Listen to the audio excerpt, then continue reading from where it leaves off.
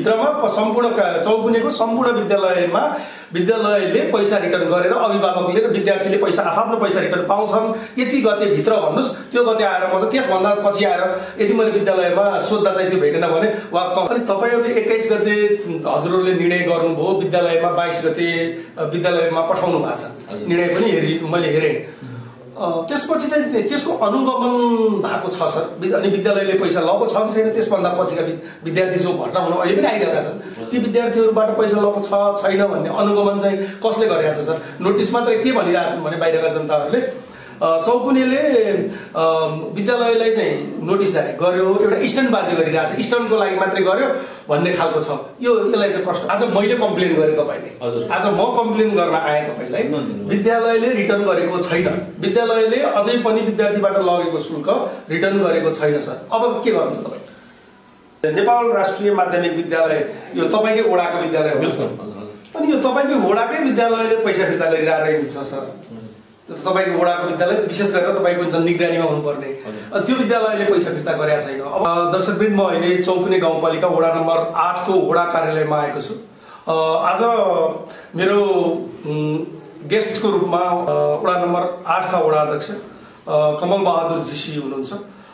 आज उहाँसँग चाहिँ मेरो विशेष गरी विद्यार्थी भर्ना शुल्क अथवा अभिभावक शुल्कको नाममा जो विद्यार्थी र अभिभावकलाई यो चाहिँ किन र चौकुने गाउँपालिकाले यस विषयमा के हेरिरहेको छ र चौकुने गाउँपालिकाले यसै विषयलाई एउटा विद्यालयमा नोटिस पनि जारी गरेको थियो, त्यो नोटिसको कार्यान्वयन भयो या भएन? यो नोटिस मात्रै जारी गर्ने हो कि त्यसपछि नोटिस जारी गरिसकेपछि यसको कार्यान्वयन के गरिरहेको छ? विद्यालयले विद्यार्थीका पैसा फिर्ता गर्यो कि गरेन, अझै हिँडिरहेको छ कि छैन, यसको बारेमा गाउँपालिकाले के हेरिरहेको छ? यस विषयमा चाहिँ म आज मेरा गेस्ट कमल बहादुर जीसीसँग कुराकानी गर्न गइरहेको छु। स्वागत छ सर हजुरलाई। हजुर चाहिँ चौकुने गाउँपालिकाको शिक्षा समितिको संयोजक पनि हुनुहुन्छ, सामाजिक विकास समितिको संयोजक। अनि सर, यो विद्यालयले शुल्क लिइरहँदा तपाईँहरू के हेरेर बसिराख्नु भएको थियो? पहिला हामीले निर्वाचित भइसकेपछि चौकुने गाउँपालिकाको शैक्षिक जीवनलाई राम्रो बनाउनका निम्ति एउटा नारा स्थापित गरेका छौँ, दिगो र तीव्र विकास चौकुनेको रहर, गुणस्तरीय शिक्षा र व्यावसायिक दृष्टिमा लहर भन्ने त्यो नाराका साथ हामीले चाहिँ चौकुनेको शिक्षालाई बदल्नका निम्ति हामीले थुप्रै योजनाहरू हामी निर्माण गऱ्यौँ। त्यसभित्र अब तपाईँले भने जस्तो अभिभावकीय शिक्षा पनि हामीले प्रत्येक पटक गाउँपालिकामा हामीले राख्यौँ। अभिभावकलाई कति जिम्मेवारी बनाउने, सरकारलाई कति जिम्मेवारी बनाउने, अनि विद्यार्थीलाई कसरी चाहिँ उत्तरदायी बनाउने भन्ने विषयमा हामीले चाहिँ थुप्रै छलफल गऱ्यौँ, जसबाट यही वैशाख 21 गतेको कार्यपालिकाको बैठकबाट निःशुल्क शिक्षा हानेर चाहिँ अब कुनै पनि विद्यालयमा विद्यार्थीहरूले पढ्नबाट वञ्चित हुने छैनन् भन्ने। अब यसै विषयमा सर, अनि तपाईँहरूले 21 गते हजुरहरूले निर्णय गर्नुभयो, विद्यालयमा 22 गते विद्यालयमा पठाउनु भएको छ, निर्णय पनि मैले हेरेँ। त्यसपछि चाहिँ त्यसको अनुगमन भएको छ सर, अनि विद्यालयले पैसा लगेको छ कि छैन, त्यसभन्दा पछिका विद्यार्थी जो भर्ना हुन अहिले पनि आइरहेका छन्, ती विद्यार्थीहरूबाट पैसा लगेको छ छैन भन्ने अनुगमन चाहिँ कसले गरिरहेछ सर? नोटिस मात्रै के भनिरहेछन् भने बाहिरका जनताहरूले चौकुनेले विद्यालयलाई चाहिँ नोटिस जारी गर्यो, एउटा स्टन्टबाजी गरिरहेछ, स्टन्टको लागि मात्रै गर्यो भन्ने खालको छ। यसलाई चाहिँ प्रश्न पार्नुहोस्। हामी स्टन्टबाजी गरिरहेका छैनौँ, हामी पक्कै पनि लाग्यो होला हामी स्टन्टबाजी गरिरहेका छैनौँ। सुर्खेत जिल्लाकै कर्णाली प्रदेशकै सबैभन्दा बढी चाहिँ शिक्षा क्षेत्रमा बजेट विनियोजन गर्ने एउटा पालिका मध्येको चौकुने गाउँपालिका हो। कति यहाँले हेर्नुहुन्छ भने पालिकाका सबै बजेटहरू हेर्नुहुन्छ भने हामीले मैले यति उति भन्नुभन्दा पनि हामीसँग 3वटा चाहिँ नीति तथा कार्यक्रमको बजेटको हामीसँग किताब छ। तपाईँ यो किताब हेर्न सक्नुहुन्छ, हरेक पालिकामा जानुहुन्छ अनि यसको विश्लेषण गर्नुहोस्, चौकुनेले साँच्चै यो स्टन्टबाजी गरेको कि यथार्थ कुरा गरेको भन्ने कुरा हामी त्योबाट पुष्टि हुन्छ हामीले भन्नुभन्दा पनि। अर्को कुरा अनुगमनको कुरा रह्यो। अब अनुगमनको सिलसिलामा हामीले स्पष्ट निर्देशन गरेका छौँ, परिपत्र जारी गरेका छौँ। 22 गते स्पष्ट शिक्षा शाखाबाट कुनै पनि लिएको खण्डमा, शुल्क लिएको खण्डमा कोही पनि कम्प्लेन गर्न आएको खण्डमा त्यसको सम्पूर्ण जिम्मेवार तपाईँहरू हुनुहुन्छ, त्यसको सम्बन्धित तले जिम्मेवारी लिनुपर्छ। आज मैले कम्प्लेन गरेँ तपाईँले, आज म कम्प्लेन गर्न आएँ तपाईँलाई, विद्यालयले रिटर्न गरेको छैन, विद्यालयले अझै पनि विद्यार्थीबाट लगेको शुल्क रिटर्न गरेको छैन सर। अब के गर्नुहुन्छ तपाईँ? रिटर्न हामी गर्न पठाउँछौँ। कहिलेसम्म? अब हामी तपाईँले देखिसक्नुभयो काठमाडौँका स्कुलहरूमा शिक्षक साथीहरू आफ्नो चाहिँ पेसागत हकका निम्ति जसरी आन्दोलित हुनुभएको थियो त्यस्तोबाट चाहिँ के फर्किने क्रममा अलिकति ढिलाइ जस्तो भयो। म चाहिँ सामाजिक विकास समितिहरूले मैले चाहिँ आफ्नो डायरीमा तपाईँहरूले मैले देखाएँ होइन, प्रत्येक विद्यालयमा हामीले चाहिँ पुगेर अब सरहरू एकातिर आन्दोलनमा हुने, अब साथै अब सहरमा गाउँमा अभिभावक पनि आन्दोलनमा हुनुपर्छ। किन आन्दोलनमा हुनुपर्छ भन्ने कुरो भने शैक्षिक क्षेत्रलाई बनाउनका निम्ति एउटा शिक्षकले चाहेर मात्रै गर्न सक्दैन, एउटा विद्यालय व्यवस्थापन समितिले मात्रै चाहेर गर्न सक्दैन, एउटा सरकारले मात्रै चाहेर सक्दैन। अब तिनटै कुराको संयोजन गरेर अगाडि बढ्न पुगेको छैन। त्यसो अनुसार हामीले चौकुने गाउँपालिका कार्यपालिकाकै त्यो कार्यपालिकामा गम्भीर समीक्षाका बीचबाट हामी त्यो निर्णय गर्यौँ। भने हामीको अबको चाहिँ हामीसँग मौजुदा कानुन छ, सो अनुसार उहाँहरूलाई चाहिँ हामी स्पष्टीकरण सोधेर हामीलाई तुरुन्तै तपाईँ अर्को पटक आउनु होला, एक हप्ताभित्र मलाई डेट दिनुहोस् सर। यो एक हप्ता भन्नाले त्यो भन्दा पनि एक हप्ताभित्र, यो दिनभित्रमा सम्पूर्ण चौकुनेको सम्पूर्ण विद्यालयले पैसा रिटर्न गरेर अभिभावकले र विद्यार्थीले पैसा आफ्नो पैसा रिटर्न पाउँछन् यति गते भित्र भन्नुहोस्। त्यो गते आएर म चाहिँ त्यसभन्दा पछि आएर यदि मैले विद्यालयमा सोद्धा चाहिँ त्यो भेटेन भने वा चौकुने गाउँपालिकामा कमल जीसी जो शिक्षा सामाजिक के संयोजनले चाहिँ जियोस् विद्यार्थीको हकितको लागि चाहिँ यस्तो काम गर्नुभयो भनेर हामी नै बताइदिउँला तपाईँलाई भनेपछि कहिलेसम्म हुन्छ? एक हप्ता आज तपाईँको मिति राख्नु 31 गते भने तपाईँको 7 गते आउँदा हामी चाहिँ अघिल्लो महिनाको 7 गते आउँदा सम्पूर्ण विद्यार्थीहरूले पैसा फिर्ता पाउँछन्। यो 100% हुन्छ। 100% हुन्छ। यदि पैसा फिर्ता पाएनन् भने मैले भने त मौजुदा कानुन अनुसार हामीले उहाँहरूलाई के गर्नु पर्ने हामी कानुन अनुसार अगाडि कारबाही गर्छौँ। अनि सर अब ठिक छ ल, पैसा त फिर्ता पाए ल, यो मैले माने तपाईँले यति बोलिसकेपछि पैसा फिर्ता गर्नुहुन्छ, तपाईँ जतिको वडा अध्यक्षले पैसा फिर्ता गर्नुहुन्छ यो मलाई विश्वास पनि छ। अब चाहिँ पैसा मात्रै फिर्ता गरिरहँदा केटाकेटीको एउटा विद्यार्थीको हकितको लागि हामीले उनीहरूको त्यही पैसाले पनि उनीहरूले एउटा ज्यामिति बक्स, कापी, कलम, एउटा युनिफर्म ड्रेस पनि किन्न सक्छन् भन्ने एउटा सायद तपाईँले त्यही कारणले गर्दा पनि पैसा फिर्ता गर्न खोजिराख्नु भएको छ।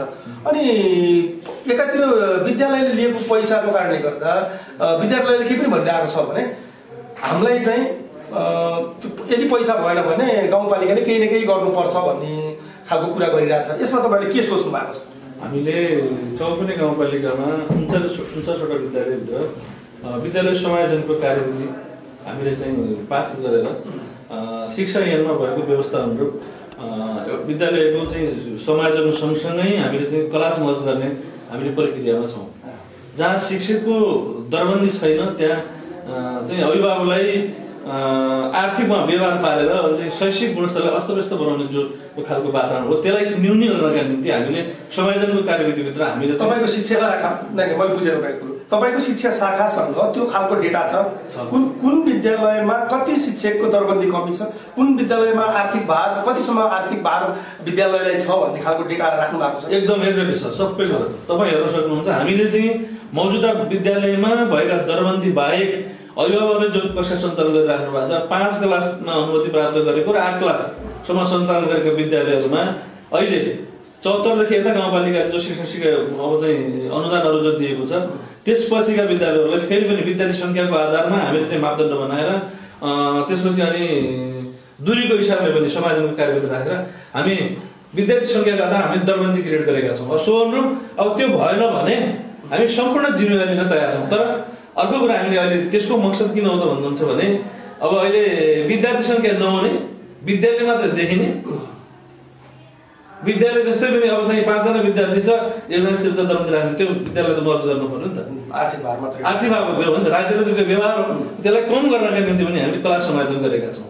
खुसी लाग्यो सर। अनि नेपाल राष्ट्रिय माध्यमिक विद्यालय यो तपाईँकै वडाको विद्यालय हो अनि यो तपाईँकै वडाकै विद्यालयले पैसा फिर्ता गरिरहेको छ सर।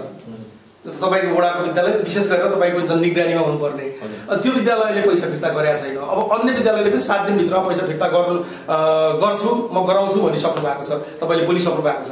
भनेपछि अब हामी विश्वास गरौँ। आजको हाम्रो विशेष फोकसै यही थियो, विद्यार्थी सम्बन्धी, विद्यार्थीको जो गुनासो, अभिभावकको गुनासो सम्बन्धीको थियो। अब चाहिँ तपाईँले अन्तिममा यो भिडियो हेर्ने दर्शक र अभिभावक र विद्यार्थीलाई के सन्देश दिन चाहनुहुन्छ? म सर्वप्रथम त यहाँ आइदिनु भयो चौकुने गाउँपालिकामा चाहिँ हाम्रो जो कार्यपालिकाको निर्णयलाई देश विदेशमा रहनुहुने सम्पूर्ण चाहिँ आमा बुवा दाजुभाइ तथा दिदीबहिनीहरूलाई यो सूचना सम्प्रेषण गर्ने जुन अभियान सञ्चालन गर्नुभयो यसका निम्ति तपाईँहरू सम्पूर्णलाई यो म धन्यवाद दिन चाहन्छु।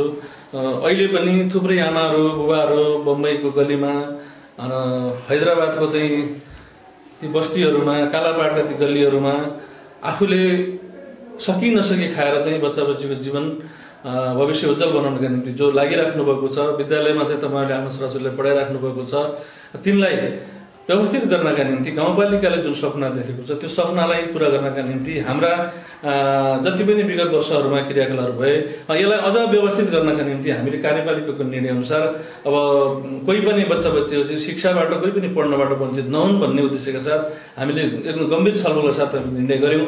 सोनुरूप अब विद्यालय प्रशासनले त्यो कुरा गरेको छैन भन्ने यहाँले जुन गुनासो राख्नु भएको छ, मैले एक हप्ताभित्रै यदि त्यसो गर्नु भएन भने म सम्बन्धित विद्यालयमा पुगेर मानौँ मैले उहाँहरूले चाहिँ त्यो गर्नुभएको छ भने के गर्नुभएको छ, एक हप्ताभित्र तपाईँहरूलाई यही मेरो वडाबाटै भन्नुभएको छ, तपाईँले मेरो वडाको विद्यालयमा सम्पूर्ण रूपमा त्यहाँ चाहिँ विशेष गरेर सामुदायिक विद्यालयको जुन अवधारणा थियो, समुदायले सञ्चालन गर्ने जुन अवधारणा थियो, समुदायले पनि केही जिम्मेवारी लिनुपर्छ भन्ने उद्देश्यका साथ हिजो विद्यालयहरू निर्माण गरिएका थिए, विद्यालयहरू खोलिएका थिए। त्यस अनुरूप पनि विद्यालयका ईश्वरहरूले त्यो गर्नुभयो होला।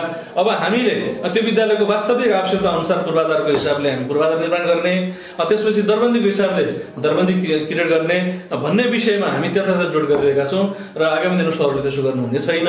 र म अर्को कुरा के भन्न चाहन्छु भने अब आमा बाबु दाजुभाइहरूले पनि अहिले पनि अब छोराछोरीलाई भर्ना गर्ने तर स्कुल नपठाउने जो प्रवृत्तिको विकास भएको छ त्यसलाई अब बदल्नुपर्छ। अब साँच्चै हामीले लगानी गर्नुपर्छ भन्दा बालबालिका लगानी सुनिश्चित भविष्यको थालनी भन्ने राज्यले एउटा नारा लिएको छ, त्यो नारालाई पनि कमसेकम तपाईँहरूले आत्मसात गरिदिनु हुनेछ।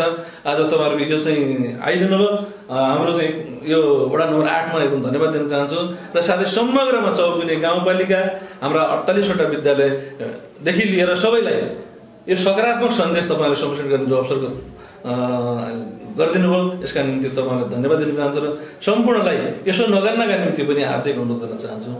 हस्, धन्यवाद सर।